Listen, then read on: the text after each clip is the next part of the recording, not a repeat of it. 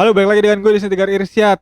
Pertandingan Chelsea lawan Fulham udah selesai dan bisa gue bilang ya lumayan seru lah ya. Walaupun di babak kedua agak-agak monoton dan terkesan bermain aman gue lihat Chelsea di babak kedua, tapi perlu kita bahas dan review singkat. Karena di pertandingan ini ada momen spesial ya untuk Mudryk. Mudryk yang berhasil mencetak gol ya akhirnya ya untuk pertama kalinya di Liga Inggris bersama Chelsea setelah dibeli di Januari lalu. Dan tentunya akan kita bahas singkat review untuk pertandingan Chelsea lawan Fulham. Let's go. Oke, pertandingan Chelsea kemarin berhasil dimenangkan Chelsea dengan skor 2-0 ya.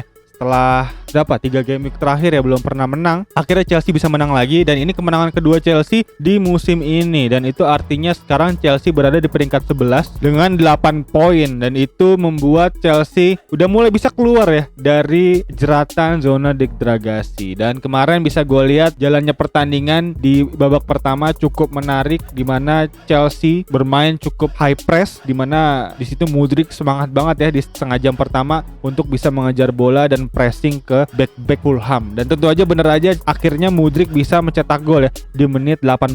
Setelah sebelumnya di menit-menit sekitar 10 ya, menit 10 atau menit 9, gue lihat Mudryk sebenarnya punya kesempatan juga di situ, tapi melebar tendangannya, dan di menit ke-18 akhirnya Mudryk bisa melesakkan bola ke gawang setelah mendapatkan assist dari Colwill ya. Colwill back kiri Chelsea kemarin. Praktis Chelsea kemarin bisa gue lihat menggunakan 4-4-2 ya, dimana 4 back bertahan, yang dimana sebelumnya kan kita tahu Chelsea 3-5-2 ya, 3 back bertahan. Tapi ini artinya dia sekarang menggunakan 4 garis pertahanan, 2 back sayap dan 2 center back. Di situ 2 center backnya dia pakai Disasi dan juga Thiago Silva, dan di back sayapnya artinya ada Colwill dan juga ada Cucurella. Dimana Cucurella dipindah ya ke posisi kanan ya. Di situ di posisi kanan sebenarnya kan harusnya ada Gusto dan juga ada Reece James, tapi kedua pemain itu gak bisa main karena Gusto kartu merah kemarin, dan juga ada James yang masih cedera, dan itu membuat Cucurella mau gak mau harus dipindah ke kanan. Dan bisa gue lihat juga di pertandingan kemarin gol yang dilesahkan oleh Mudryk tuh gue bisa bilang cukup mantep ya, karena itu kontrol yang bagus dan juga shooting yang memang cukup presisi ya, bahkan dikolongin ya Leno ya. Dan ini sebenarnya membuktikan bahwa Mudryk tuh bukan pemain kaleng-kaleng ya. Sebenarnya Mudryk ini punya potensi bagus gitu bisa kita lihat, tapi memang lebih ke psikologis gue rasa untuk Mudryk ini untuk bisa adaptasi lebih lanjut ya ke Chelsea, karena juga gue bisa lihat Chelsea ini emang masih dalam perombakan tim secara besar ya, dan gue lihat juga Chelsea masih membutuhkan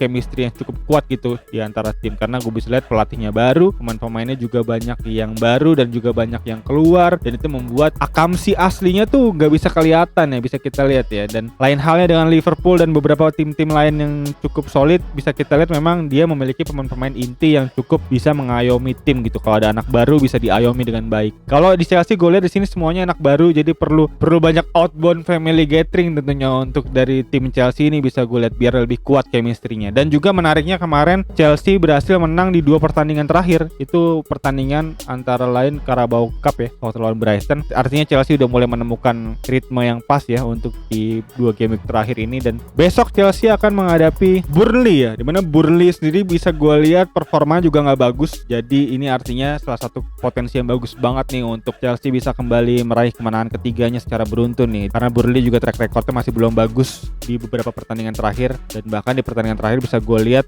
Burnley belum pernah menang, bahkan bisa gue lihat di sini kalah 5 kali dan seri 2 kali. Artinya Burnley kayaknya ada di bawah ya, ada di zona degradasi, harusnya bisa gue lihat di sini, dan membuat Chelsea tampaknya harusnya bisa menang, harusnya ya, dan melanjutkan tren positif di game week ke-8 besok. Dan juga kemarin menariknya lagi ada Broja ya, dimana Broja untuk pertama kalinya starting line up setelah cedera cukup panjang ya, ACL ya bisa gue lihat ya, di tengah musim lalu di bulan-bulan Desember. Dan ini artinya comeback Broja yang cukup manis karena berhasil mencetak gol juga ya di pertandingan ini dan membawa Chelsea menang 2-0. Dan tentunya kita harapkan Broja bisa kembali bersinar di musim ini dan membuat lini depan Chelsea kembali gacor ya. Dan juga ini jadi tantangan juga buat N Jackson ya untuk posisinya ya, karena kita tahu N Jackson sekarang menempati posisi utama bisa kita bilang di posisi center forward. Dan juga semalam bisa gue lihat sebenarnya Broja ini ditarik keluar ya di menit-menit 60-an kalau nggak salah gue ingat, dan terlihat memegangi dengkulnya. Jadi tentunya gue agak ngeri nih apakah dia akan cedera lagi atau enggak. Tapi setelah gue lihat konferensi persnya, ternyata si Broja ini hanya precaution kalau katanya si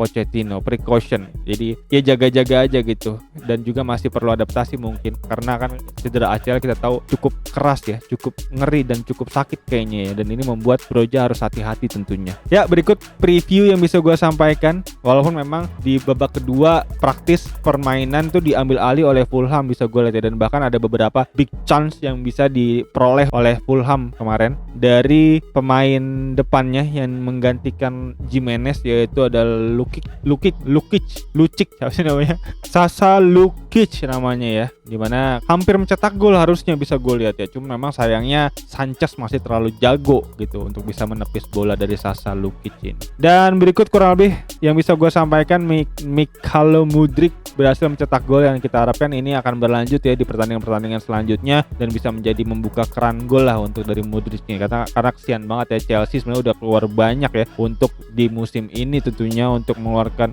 budget untuk membeli pemain-pemain gacor, tapi sayangnya memang dari klasmen sendiri belum bisa berbicara banyak ya. Dan kita harapkan Mudryk bisa kembali gacor untuk bisa terus mencetak gol, dan juga kita harap Chelsea bisa kembali ya untuk ke habitat aslinya ya lah, Big Six gitu untuk di game week ke depan. Dan berikut preview yang bisa gue sampaikan, semoga bermanfaat, semoga menjadi informasi yang menarik ya untuk teman-teman semua dalam persepak bolaan Liga Inggris tentunya untuk di game week ke depan. Dan kayaknya itu aja. Sekali lagi thank you buat yang nonton, dan juga untuk teman-teman yang baru bisa langsung klik tombol subscribe dan lonceng yang di bawah agar teman-teman gak ketinggalan video seputar informasi bola tentunya Liga Inggris di video-video selanjutnya. Dan ya kayaknya itu aja. Sekali lagi thank you buat yang nonton. As always seperti biasa gue Tegar Irsyad. Peace out.